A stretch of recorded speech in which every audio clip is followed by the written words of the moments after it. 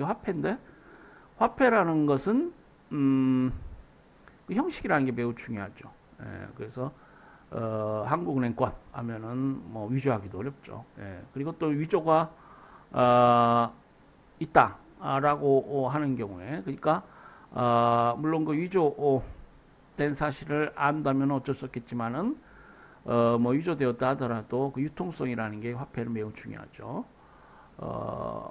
그러니까 이 선화증권도 그렇습니다. 이 사안의 경우에 선화증권의 주관적 어떤 내심 이거는 물론 이제 진정한 권리자에게 그 사법상 정의를 뭐 이런 원칙이라면은 그자의 내심이 중요할 수 있겠습니다만은 우리가 유통성이라는 측면에서는 그 내심이 중요하지 않습니다. 그래서 우리가 우리 물권법상 선의취득 법리도 있고요. 이 사안의 경우에 그런 사실을 알고 있었다 하더라도 손해배상 청구권, 그러니까 선화증권의 취득자는 유통성의 보호라는 관점에서 보호돼야 합니다. 그래서 그 내심의 의사는 중요하지 않고요. 왜 보증된 인도된 보증도 사실 알았는데 그런 흠이 있는 선화증권을 취득해서 취득하고 이제 와서 난리냐? 뭐 이렇게 할 수 없습니다. 그래서 그 선화증권의 취득자는 그대로 손해배상 청구권의 취득에 지장이 없게 되죠. 그러니까 위조화폐인지 모르고 그 화폐를 취득하고 그걸 통해 그걸 가지고 다시 거래하고 뭐 이런 경우에 넌 왜 위조화폐를 사용하느냐? 뭐 최종적으로 한국은행이 그런 항변을 제기할 수 없겠죠. 그런 것과 뭐 논리가 비슷합니다. 그래서 여러분 뭐 그 선의취득의 법리 뭐 이런 걸 좀 생각해 보시고요. 1993년도 대법원 판례입니다. 원심이 피고회사가 운송계약상 화물인도 의무에 위배하여 수하인이 아닌 수입상에게 직접 이 사건 화물을 인도하여 원고회사의 수출대금에 대한 담보권을 침해함으로써 수출대금 상당의 손해를 보았다고 인정한 조치는 정당하고. 그래서 이제 국제거래에는 이 관련된 당사자가 많습니다. 자, 일단 운송계약이 체결되었으면은 이제 수하인에게 보통 그러니까 송하인 운송계약상 운송물 인도 의무, 운송계약상 운송물 인도 청구를 할 수 있는 자는 이제 당사자인 송하인인데요. 보통 송하인이 지정한 수하인이 됩니다. 이 경우에는 이제 물론 뭐 수하인이 선화증권 소지인이라면 당연히 법상 그렇고요. 선화증권 소지인이 아니라면은 수하인은 운송물 인도 청구를 할 수 있는 당사자가 아닙니다. 그러나 이 사안에서는 지금 운송계약상 수하인에게 운송물을 인도해야 되는 것 같습니다. 근데 수하인하고 수입상이 뭐 보통 같을 텐데 이 사안은 다른 자가 수입상인 것 같아요. 그래서 이제 수하인에게 운송계약상 수하인에게 인도해야 하는데 수입상에게 인도했어요. 근데 이 수입상은 여기 사안에 그 판례도 있지만 기록을 보면은 화물에 하자가 있다, 물품에 하자가 있다.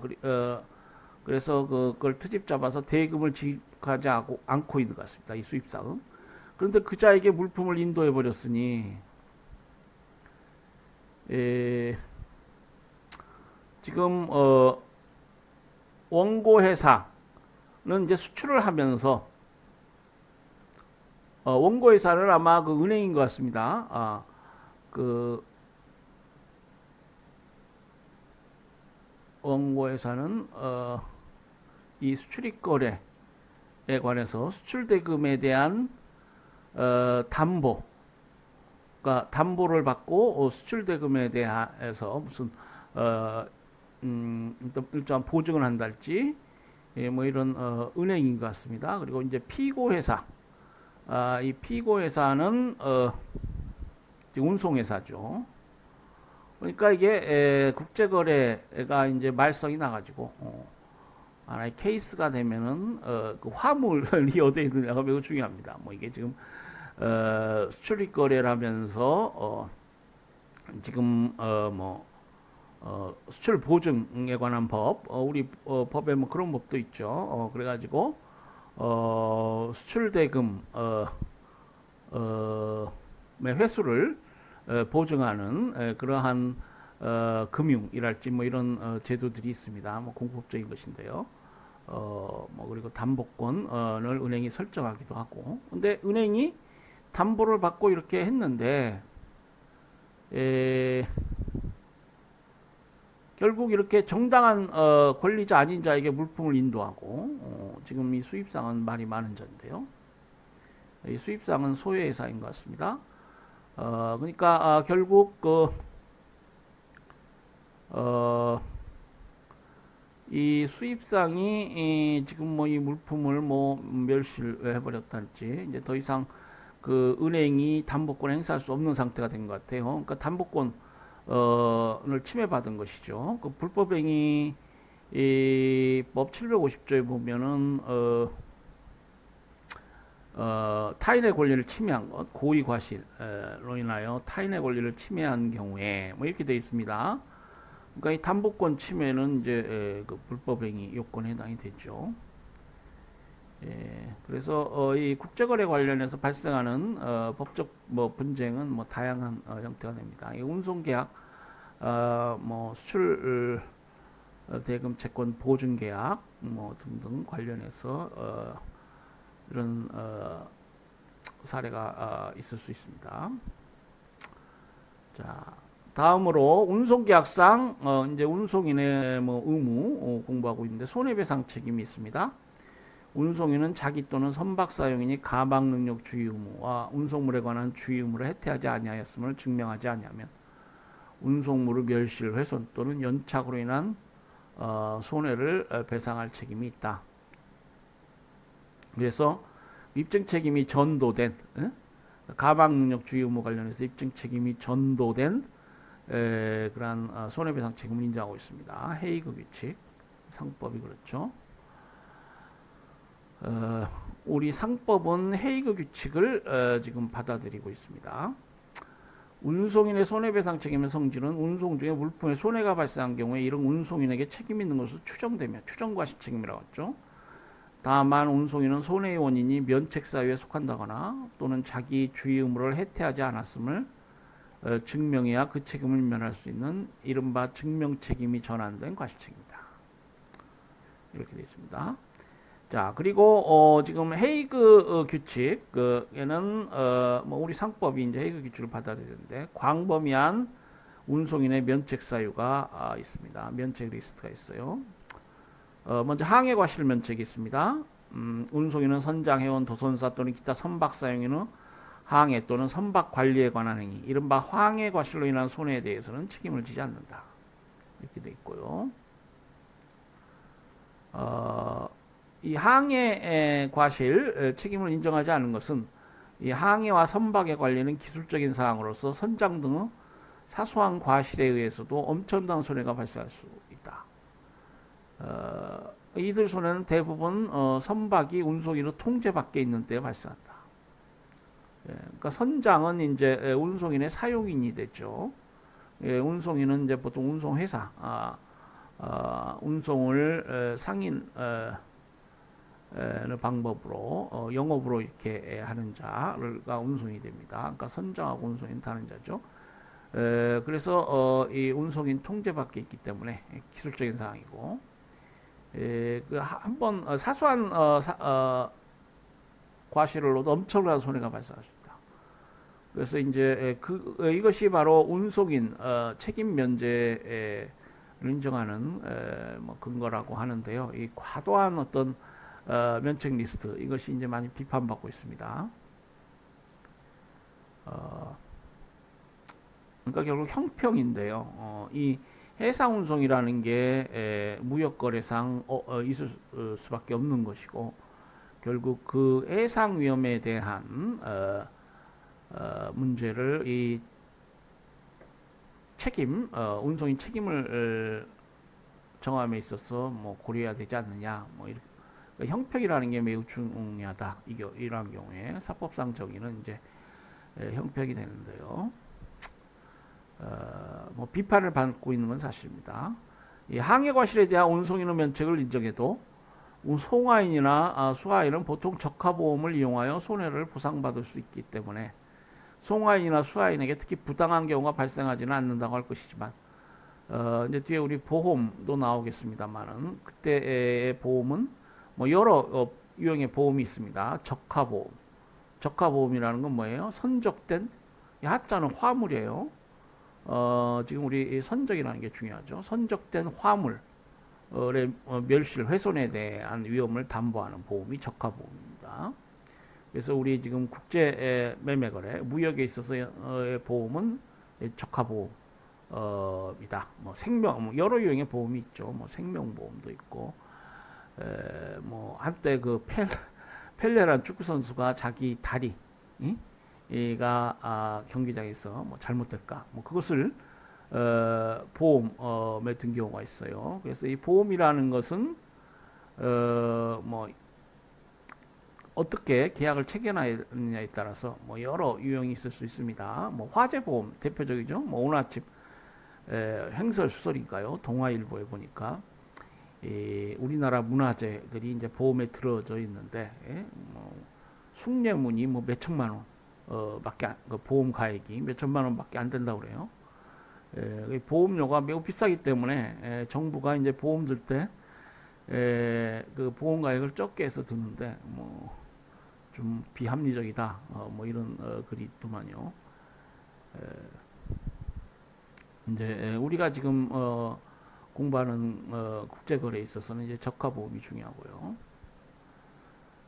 항해 기술이 획기적으로 발전한 오늘날에 있어서 항해 위험성이나 손해의 규모 등의 사유만으로 항해 과실의 면책을 인정하는 데는 논리적 근거가 부족하다고 할 것이다. 이러한 이유로 함부르크 규칙은 항해 과실 면책을 폐지했다. 그리고 로텔담 규칙에서도 항해 과실 면책은 인정되지 않다. 이렇게 되어 있습니다. 자, 기타 면책 사유를 보면은 항해 과실의 면책 이외에도 우리나라 상법이나 해외의 규칙은 소위 면책 카탈로그로 불리는 면책 사유들을 규정하고 있다. 이러한 면책 사유에는 선박에서의 화재, 해상 기타 항행할 수 있는 수면에서의 위험 또는 사고, 불가항력, perils of the sea, act of God, 뭐 이런 사유들, 또는 전쟁, 폭동, 또는 내란, 해적행위, 기타 이에 준하는 행위, 또는 재판상 압류, 검역상 제한, 기타 공권에 의한 제한, 송화인 또는 운송물의 소유자나 그 사용인의 행위, 파업, 기타의 쟁의 행위, 선박 폐쇄, 해상에서의 인명이나 재산의 구조 행위, 또는 이로 인한 이로, 기타 이로라는 건 여기 한자도 있죠. 그 원래 예정된 항로에서 이제 벗어나는 거예요. 데비에이션이라고 하는 것인데. 기타 정당한 이유로 인한 이로, 운송물 포장의 불충분 또는 기호 표시 불완전, 운송물의 특수한 성질 또는 수분 하자, 선박의 숨은 하자 등이 포함된다. 그래서 이게 그 면책 사유가 굉장히 많죠. 면책 사유 존재에 관한 증명 책임은 이를 원용하는 운송인에게 있다. 그러니까 일단 손해가 발생하면 추정과실 책임에 따라 운송인은 책임을 지고요. 운송인은 이제 면책 사유가 존재한다 라고 해서 면책 사유가 존재한다 라고 해서 자신의 책임을 면제받을 수 있겠습니다.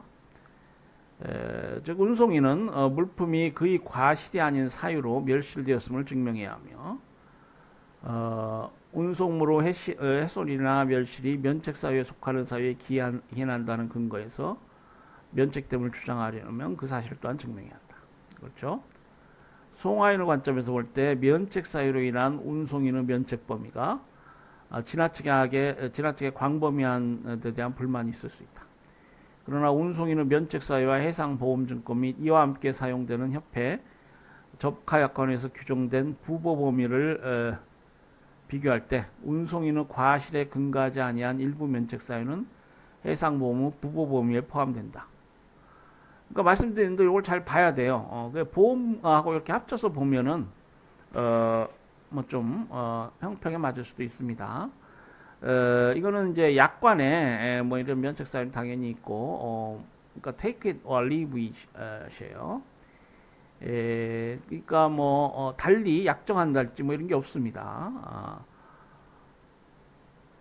우리가 뭐 그런 계약을 이제 심한 경우에는 이제 환경 계약이라고도 뭐 부르죠.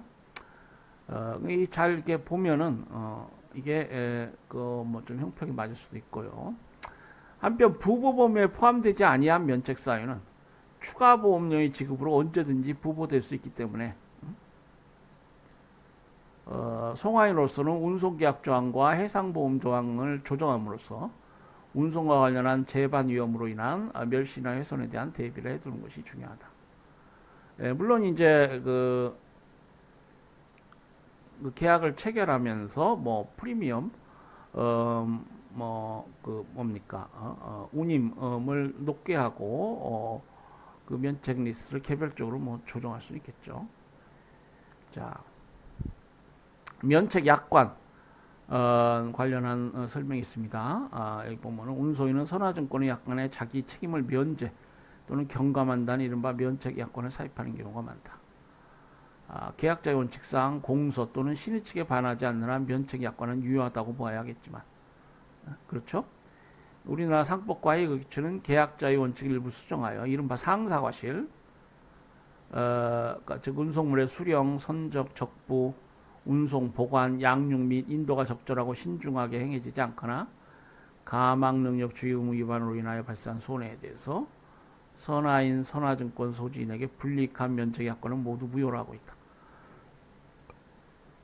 그렇죠? 아까 그 상법상 그 면책 사유 외에 운송인이 더 면책 약관을 통해서 뭐 면책 사유를 더 증보할 수 있겠습니다. 강화시킬 수도 있는데 그런 면책 약관은 지금 법상 모두 무효예요. 그러니까 이 부분은 강행 규정이 됩니다. 계약자의 원칙에 대한 수정이 돼요.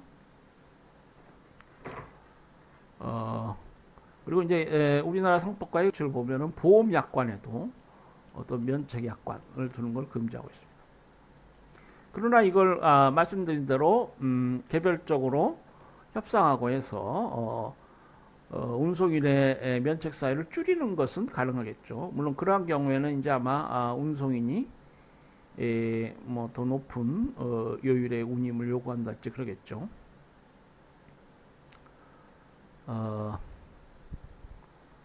자,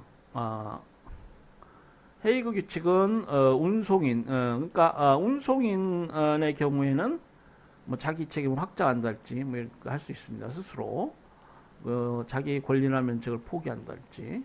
근데 이때는 이제 선화증권에 그러한 내용이 기재돼 있어야 되고요. 또 헤이그 규칙은 운송물 선적 전 그리고 물품의 양육 후에 운송물의 관리와 관련하여 발생한 손해에 대한 운송인의 책임을 면책하거나 제한하는 걸 허용한다. 운송물 선적 전이랄지 양육 후는 뭐 운송인과 직접적으로 관련된 그런 단계가 아니기 때문에 면책 약관을 통해서 그 부분 책임을 면제한다. 뭐 이렇게 할 수 있다는 것입니다. 자, 추정과실 책임에 따라 운송인의 책임이 발생했다라고 하더라도 그 책임 한도액은 법에 따라 우리나라 상법 헤이그 규칙, 헤이그 비스비 규칙에 따라 한도액이 있습니다. 지금 헤이그 규칙은 파운드 스털링 영국 화폐 단위죠. 포장 단위당 파운드 100파운드 이게 책임 한도액이 됩니다. 헤이그 비스비 규칙은 이제 1960년대 협약이죠. 헤이그 규칙은 1930년대고요. 그래서 단위가 이제 프랑으로 바뀔 때 포장 단위당 10프랑 또 중량 킬로그램당 30프랑 중 높은 금액을 책임한다고 했다. 1979년 개정 의정서는 SDR 앞에도 나온 것 같습니다. 이게 제대로 이게 되지 옆으로 이렇게 누워 있네요. 어, SDR이란 단위를 사용해 가지고요. 우리 교재 269페이지입니다. 269페이지. 그래서 중량 킬로그램당 2.5 SDR 뭐 이렇게 되어 있습니다. 그리고 운송인의 책임 제한은 운송물에 관한 손해가 운송인 자신의 고의 또는 그 손해가 생길 염려가 있음을 인식하면서 무모하게 한 작위 또는 부작위로 인하여 생긴 때에는 적용되지 아니한다. 네, 그래서 이제 이 책임 제한에 관한 부분은 운송인에게 지금 중대한 귀책 사유가 있는 경우 고의로 손해를 야기한 부분 이런 부분이 있다면은 킬로그램당 2.5 SDR 이 책임 제한이 적용되지 않습니다. 4DR, 4 SDR도 청구할 수 있고 뭐 그렇게 됩니다. 고의가 그렇고요. 또 하나는 뭐예요? 그 주관적 귀책 사유가 그 손해가 생길 염려가 있음을 인식하면서 무모하게 뭐 거의 고의에 준할 정도로 이게 바보 같은 짓을 했다 이 말이에요. 원어로는 recklessly 이렇게 돼 있고 and with knowledge the damage would probably result. 그래서 이 recklessly는 이제 recklessly는 지금 우리 고의에 준할 정도의 심각한 귀책 사유고요. 그래서 고의로 번역이 돼 있고 손해가 생길 염려가 있음을 인식하면서 damage would probably result. 이게 이제 손해가 생긴 수 있다는 것이죠. 그러한 것을 with knowledge 알고서 그래서 운송인이 이렇게 바보 같은 짓을 하게 되었거나 뭐 고의가 있다거나 뭐 이렇게 되면은 책임 제한을 주장할 수 없다는 것입니다. 우리 상법도 그렇고 헤이그 비스피 규칙도 그렇고 헤이그 규칙도 그렇습니다.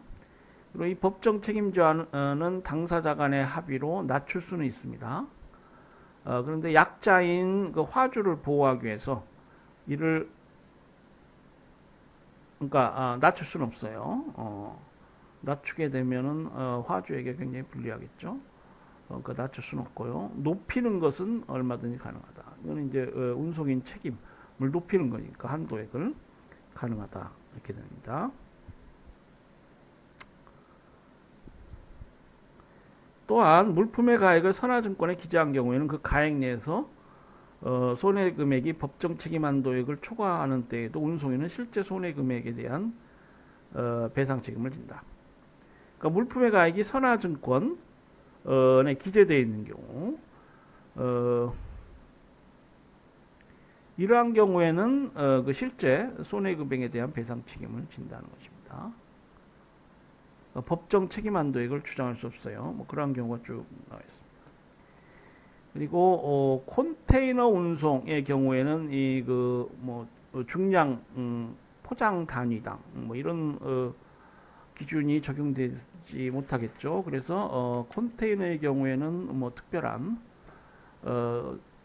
또 그 기준을 정해야 됩니다. 이 포장이라는 건 뭐냐? 지금 책임 제한의 기준으로 포장 단위, 유니트, 뭐 패키지 뭐 이런 말을 쓰고 있는데 포장은 해체를 방지하거나 운송에 적합하도록 결집 또는 포장하여 놓은 개별 물품을 의미하고 단위는 포장되지 않은 운송물로서 자체의 성질에 의하여 운송에 적합하도록 분리되어 있는 물건을 의미한다. 이 컨테이너나 펠릿 같은 거, 펠릿이라는 게 또 있어요. 이런 이용이 증대함에 따라 컨테이너 또는 펠릿이 하나의 포장 단위인지 포장 또는 단위인지 아니면은 컨테이너 또는 펠릿 내의 각 물품이 각각 하나의 포장 또는 단위인지 문제가 발생했다. 그러니까 헤이그 규칙이 처음 만들 때 이 컨테이너 운송이 없었죠. 이제 1960년대에 들어오면은 컨테이너 운송이 이제 시작 단계에서 이용되게 됩니다. 그래서 컨테이너 조항을 신설했어요. 그래서 컨테이너와 펠릿하던 운송물에 대해서는 선화증권 문면에 컨테이너의 내용물인 물품의 개수 또는 단위가 표시되어 있는 한 책임 제한을 적용해 있어서 이들 내용물 각각을 하나의 포장 또는 선적 단위로 본다. 고 명시했다. 그래서 이제 컨테이너 내용물이 개별적으로 표시되어 있는 경우에는 이제 포장 뭐 단위 이 기준을 적용할 수 있겠습니다.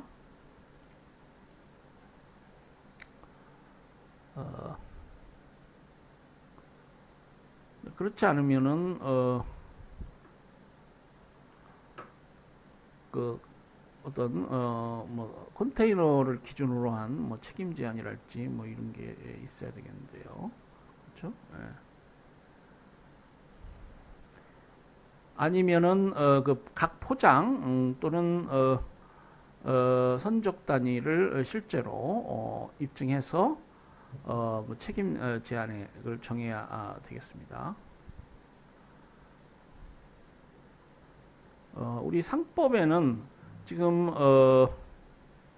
컨테이너 기타 유사한 운송 용기의 경우에 각 포장 또는 선적 단위를 하나의 포장 또는 선적 단위로 보되, 물론 이때는 이제 이게 컨테이너의 경우와 마찬가지로 앞에 그 뭡니까 헤이그 비스비 규칙 마찬가지로 포장 또는 선적 단위 수가 선화증권 기타 운송 계약을 증명하는 문서에 기재돼 있어야 되겠죠. 그렇지 않은 경우에는 운송 용기 내 운송물 전부를 하나의 포장 또는 선적 단위로 본다. 그러니까 이게 컨테이너 운송의 경우에는 그 개별 운송물 물품 개수 또는 단위를 표시해야 되겠습니다. 안 그러면 하나의 포장 또는 선적 단위로 본다. 물론 그 이제 그러한 경우에 이것이